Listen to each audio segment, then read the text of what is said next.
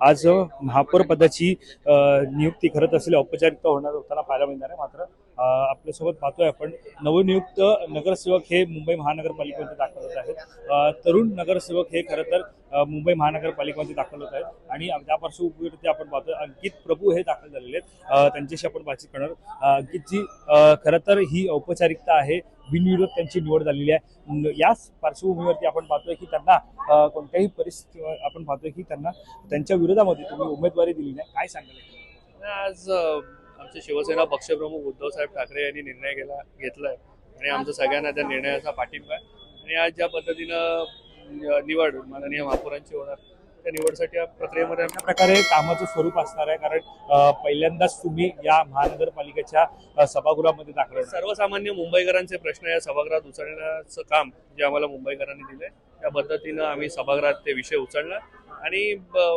जी मुंबईकरांच्या हिताची कामं आहेत ती झाली पाहिजेत अशा प्रकारचे प्रश्न देखील या ठिकाणी उचलतात। खरं तर तुम्ही मुंबईकरांच्या हिताच्या कामाच्या प्रश्नांचा उल्लेख करत असताना भाजपचे ज्या नवनियुक्त महापौर होणार आहेत त्यांचा अजेंडा जर पाहायला गेला तर मुंबईमधून प्रथमतः बांगलादेशी हटाव असा त्यांचा नारा पाहायला मिळतो।